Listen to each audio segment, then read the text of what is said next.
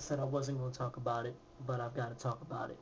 It's 4 o'clock in the morning. I'm still grinding. You know how I do. I'm working.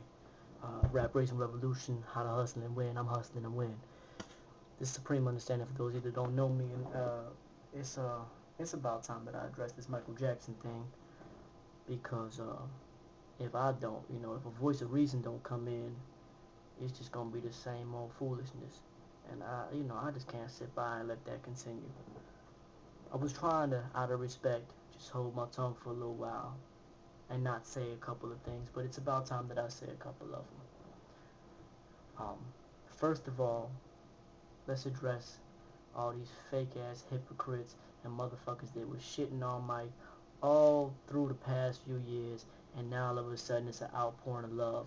Motherfucker, if y'all was showing him that much love while he was living, he wouldn't have been taking them damn painkillers and antidepressants in the first fucking place.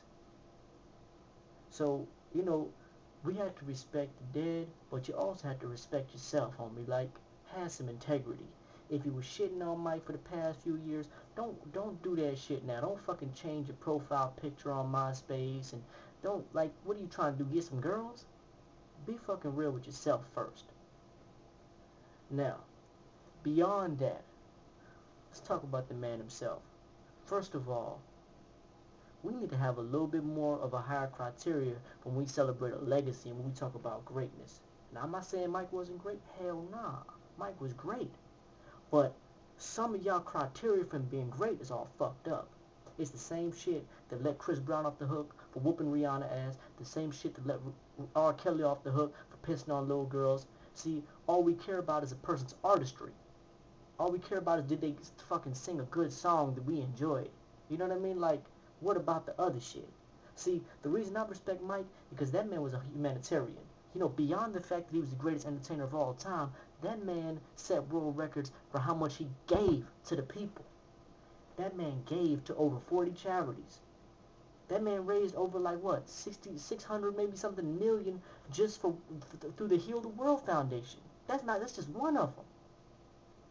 Everywhere he went, when he go do a tour, he would go to the toy store, and then they said he was a weirdo because he'd buy a gang of toys. But where would he go after that? He'd go to the orphanage, he'd go to the children's hospital, or he'd go to a local school. So not only is he supporting the local economy, but he's giving to the kids. Sure, he had issues, but his issues that was the media that put, like, all them charges that they gave him, he ain't never get convicted on none of that shit. Come on now, don't you think if there was some truth to that he would have got convicted? Look, R. Kelly did that shit. There's a videotape. Them little white kids, their parents was sending them there to lie on Mike so they can get paid. Well, the kids wasn't there to get paid. The parents was trying to get paid. They knew Mike got a little thing where he ain't grown up yet and he want to sleep in the bed and have sleepovers with little kids and stuff like that. Mike was just a kid. He wasn't molesting no kids. That's the shit that they threw at him, and I'm gonna tell you why they threw it at him. See, because we need to get into this main issue that I'm responding to, which is Mike's passing away. It wasn't no accident. It damn sure wasn't no natural causes. It was a homicide. It was a homicide. And I'm going to go, and first of all, I'm going to tell y'all this. I'm not saying that based off of some weirdo theory, conspiracy. That's not me. If those y'all that know me, that's not me. I'm not saying that it was because some magical significance of the number 25, or Leah died on the 25th, and James Brown died on the 25th, so the 25th got him. What kind of shit is that? That's stupid. That's stupid. That's just, what is that, numerology? So what, on the 25th, we all need to watch out now if we singing? Like, just come on, man. If with a month it's got 30 days in it, you got a 1 out of 30 chance of dying on the 25th. That's pretty good odds. What about all the people that didn't die on the 25th? So let's get past that one. Then I seen one where some dude on Facebook talking about it was the solstice. Like, what? I'm going to just show you why that's so stupid.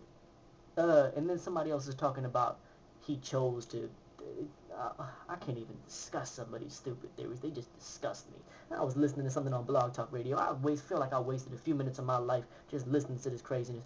They was talking about how, like, some grand conspiracy, like they was getting them and with some electromagnetic mind control. I don't know. I don't even want to think about that because that's just so ridiculous. Let me tell you why it's ridiculous. Because the facts of Mike's life and death are just so clear cut. They're right out there for us to, you can look it up on the internet. Not that the internet's the best source, but it's like common knowledge. So let's go over it. First of all, what's ironic is that the lighter Mike became in skin complexion, the more pro-black he became in the mind. Towards the end of his career, not only did the dude take his shahada and become a full-fledged Muslim, with Jermaine saying that him and Mike was going to go ahead and actively spread Islam throughout the world, but Mike was really starting to put white people on blast, the white people in power. Because, you know, he was always about bridging humanity and all that, and that was cool, but that was why he wasn't a threat early on in his career. But as his career progressed, he gained all that money, he gained all that wealth. You know what he did? He bought the Beatles catalog. He bought into some of Elvis's catalog. He bought major publishing rights. He had rights for everything from Eminem to Shakira. But the Beatles was major. To white folks, the Beatles and Elvis is major. And don't forget that he almost put himself into the family tree of Elvis himself with his first wife. You know, if he'd have gone ahead and did the sperm thing with her, man, he'd have bought right into the bloodline. Now that's killer. And if you don't understand the significance of how much that matters, either you ain't hung around no white folks, or you just don't understand music industry and business. So I understand if you don't get it. But this is major. What's major about it is at this point, he really was like, yo, I want to do this, I'm doing this, I don't give a fuck. And whenever a black man gets to that point where he don't give a fuck about what white people think and say, you on the wrong list. You got moved over from the we like you list to the we hate you list. And so, that's when things started to change for him. After that, the child molestation charges came real heavy. Mike got himself caught up in them legal struggles to fight them charges, and they was throwing their best at him. And so he had to throw the best back, and he ended up spending up most of his fortune. Meanwhile, you know, of course, he was encouraged to just buy up everything, because, I mean, like, of course, he still had that child mindset. A lot of that come back from his childhood, like, you know, they fucked him up when he was a kid. Like his nose, you know, the nickname for him was Big Nose. Of course he started messing with his nose. He was always self-conscious about his nose. So, anyway, so Mike started getting taken down at this point, financially, legally, and publicly, and all these other kinds of ways. And he still kept his dignity. He didn't lash out at anybody. But then he started to notice that, yo, these white folks is out to get me. Because when he started putting out albums to try to, you know, make some money back, Sony wasn't promoting albums. And he came out and said, yo, this is racism. Now, he wasn't talking about the we are the world racism, black or white. He was talking about these folks are being racist to me, a black man. And it just continued to go downhill from there. So, Mike was on the verge of doing a 50 city tour. You know, it was going to be $1 million a show, and right before that, he had a pretty good bill of health, besides the depression. And the depression is our fault, along with the white media, because, you know, we ain't show him no love. We turned on him. Even y'all that just got the little pictures up on Facebook and all that. Y'all playing his songs all day long. So, how did he have a heart attack? Real simple. It ain't no electromagnetic mind control or no Soviet spy satellite or no magical numerology shit. It's a doctor, what was his name? Dr. Conrad, whatever his name was. Look him up. The dude is, according to the news article, a financially troubled cardiologist. Financially troubled. And he got put on the payroll 2 weeks before Mike was supposed to do the tour.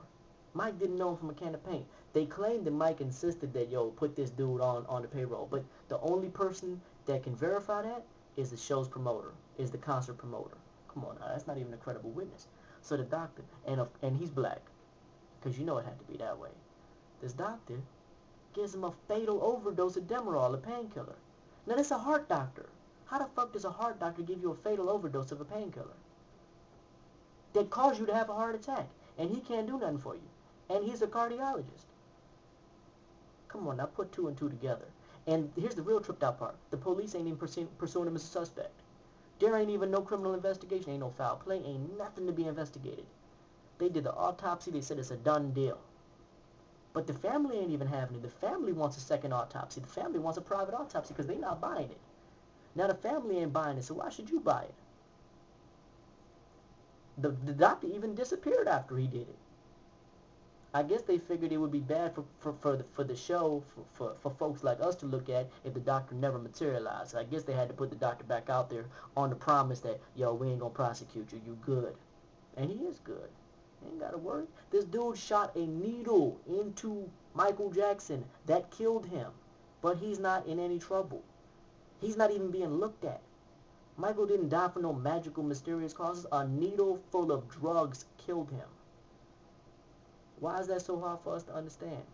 So y'all, stop playing fucking beat it all day fucking long, and let's talk about reality, man. Let's talk about what's going on. Let's talk about what they did to one of our brothers. Alright? Let's wake up. Rap Racing Revolution. Peace.